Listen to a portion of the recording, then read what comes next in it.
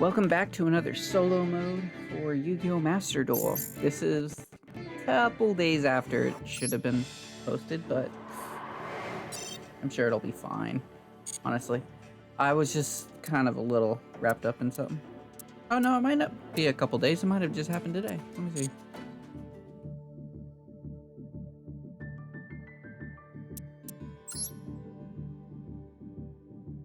No, it happened yesterday. Okay, so I'm still fine. I hadn't checked up on this in like weeks or so. I don't know how long. And I just recently looked at this and I'm like, oh yeah, that's right. I should probably check this up. I haven't posted anything because I had nothing I wanted to really do a video on, but maybe I'll have something later on. I was considering doing more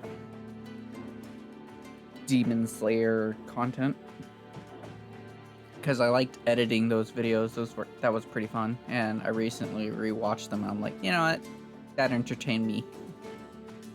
But anyways, today we're doing the Wicked Dragon of a Hidden City, which I'm going with Subterrors.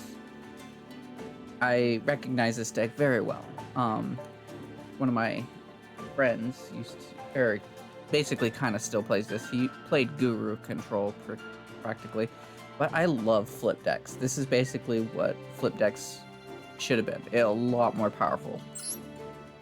Now, the full version of this wasn't that great, but we didn't get Guru in America for the longest time, so we're missing out. Anyways, let's see what the Wicked Dragon of the Hidden City is all about. Wicked Dragon of the Hidden City. The Hidden City. A subterranean world in a capital city where many intellectual races cohabitate. There is no sun nor sky here, yet there is an abundance of nature. The grace of nature cannot be taken for granted, as it is an important part of life for the inhabitants. For example, the moss that covers the walls of the large caves glow at regular intervals, illuminating the darkness. The light emulates day and night time, just like the sun that gives plants and animals the power to live. No one knows the origin of this world and how this world became to be what it is. Metropolis is a culmination of nature's bounty and the will of various species to coexist with one another. In this underground world where many call home, there are beings feared as calamities from ancient times, living legends that stands on the top of all life in the underground. The wicked 8 dragons called the Subterror Behemoth. To the inhabitants of the subterranean, surviving and effectively hiding from these so-called calamities was a higher priority than finding food to eat. As long as these calamities exist, finding a safe haven is a difficult undertaking. Interesting. They went with a more upbeat tone than what I was assuming they would go for.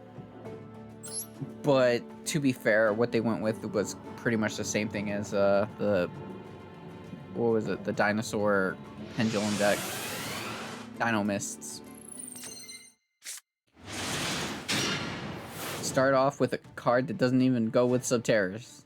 I mean, like, it does, but it's not a Subterror. Like, really? High-level Subterror Behemoth monsters can be special summoned from your hand when face-up monsters on your field has been flipped face down, and there are no other face-up monsters on the field. Many Subterror cards have effects that flip cards, or are monsters that have effects that trigger when they are flipped. Use card flipping to draw out the card's potential. Flipping cards as a mechanic was, and probably still is, the #1 worst mechanic that they made, and I love it. I don't know why, I just love the hidden aspect of it. I wish the ninjas did that more. Like, the only one that did that was basically Hanzo and Sasuke. And even then, they were just kind of eh. I wish that they were more like the Subterrors, where they flipped and they did effects, because ninjas are supposed to be sneaky. Instead, they ended up using more traps and everything. Anyways. So we're gonna activate this. Yep. Gonna grab Nemesis.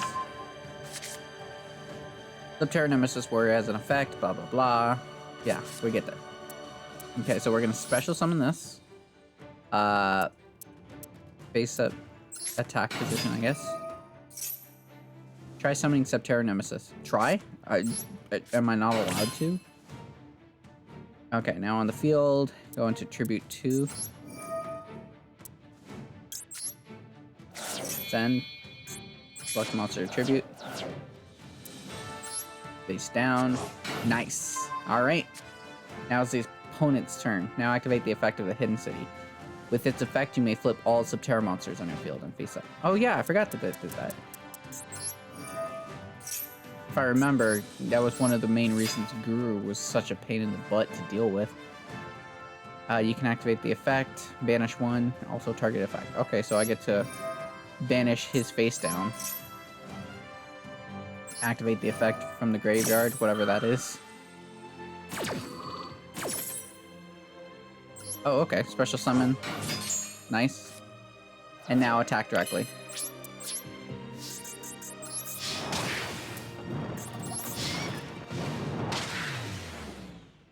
If the game wasn't so negate heavy and just horrendous, I feel like Subterrors would definitely shine a little bit. Not as a competitive deck, just able to do anything.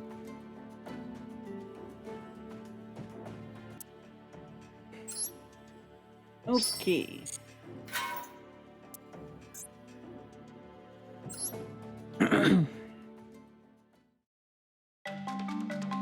The Subterror behemoth terrorize those who live in the subterranean world. Many tales of the beasts have been told amongst the tribes that live there. Caves reinforced with hard bedrock can be found throughout the subterranean world, much of its natural terrain, but parts of it has been bored by those who live in this world. The feared being for those pioneers hides in places like rock faces and cliffs. The Subterror behemoth Stalagmo. Its body takes like it's made out of stone, and black mucus flows out from areas that appear to be its joints. Once that liquid gets a hold of your body, there is no way to evade its attacks. According to those who've seen Stalagmo, they were horrified by how agile the red-eyed chunk of rock can be. Yeah, I can see that. In this limited world, there are many other dragons that call the place their habitat. The subterranean behemoth Voltoloric is a dragon that can create thunder clouds inside the caves. This world also has flying creatures such as birds and flying dragons, but the Voltoloric is a distinctly different ecology from them. They have wings, but they don't flap them. Rather, they fly freely within the subterranean, as if floating through the air. Its body is always enveloped in electricity, and anybody that approaches will be paralyzed, or worse, killed. The sky is not the only dangerous place. Even deep underground, dragons lurk. Digging through the ground with horns and claws is the subterranean behemoth Umastrix. Although its eyesight is poor, it can use its 5 pairs of whiskers to feel around. That's kinda lame. It is able to sense any hostile being in its surrounding and hunt it down with persistence. The Umastrix leaves behind a trail of abnormal sinkholes and ridges. Villages have been annihilated from being in the path of the wicked dragon. There are also volcanoes in the subterranean world. Volcanic ash paints the area gray, and anything the lava touches burns. In the volcanoes, there is a chance this subterranean behemoth Ultramathos might lurk within. The Ultramafos is a walking volcano that envelops hot magma. However, it is not always active and may be dormant for certain periods. The ecology of the dragon and natural volcanic activity cannot be linked together, but for the tribes that live near volcanoes, the correlation is obvious. Volcanic eruptions are a sign that the old Ultramafos is awakening, they claim.